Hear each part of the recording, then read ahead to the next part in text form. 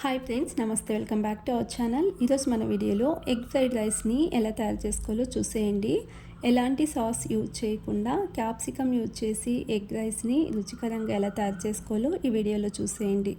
ముందుగా 2 tea spoon oil వేసుకోవాలి. తర్వాత 3 మీడియం సైజ్ ఉల్లిపాయలను పొడవుగా కట్ చేసి వేసుకోండి. అలాగే 4 పచ్చిమిర్చి వేసుకుంటున్నాను.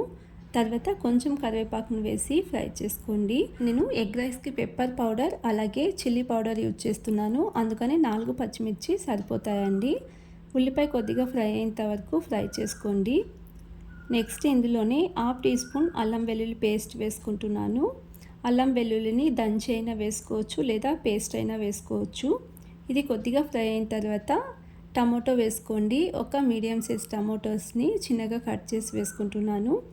తర్వాత 1/2 టీ స్పూన్ పసుపును వేసుకుని టమాటో స్మూత్గా అయ్యేంత వరకు ఫ్రై చేసుకోవాలి.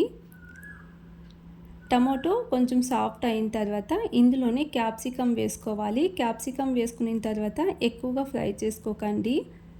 ఇక్కడ ఒక మీడియం సైజ్ క్యాప్సికంలో సగం వేసుకుంటున్నాను. పొడవుగా కట్ చేసి వేసుకుని మిక్స్ చేసుకోండి.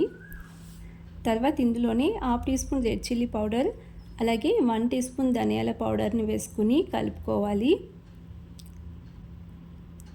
క్యాప్సికమ్ ఎక్కువగా మగ్గకూడదండి. ఒక 2 నిమిషాల పాటు ఈ విధంగా మిక్స్ చేసుకుని ఇందులోనే ఎగ్ యాడ్ చేసుకోవాలి. నేను ఆల్రెడీ 5 ఎగ్స్ని ఒక బౌల్లో తీసి పెట్టుకున్నాను. ఎగ్స్ వేసుకోండి. ఎగ్ వేసుకుని హై ఫ్లేమ్లోనే ఒక 2 నిమిషాల పాటు బాగా ఫ్రై చేసుకోవాలి. తర్వాత రుచికి సరిపడా సాల్ట్ని వేసుకుని మిక్స్ చేసుకోండి. ఈ విధంగా ఎగ్ బాగా ఫ్రై అయిన తర్వాత నేను ముందుగానే ఉడికించి రైస్ని పక్కన ఒక ప్లేట్లో ఆరబెట్టుకున్నాను. ఇప్పుడు రైస్ వేసుకుని మిక్స్ చేసుకుంటున్నాను.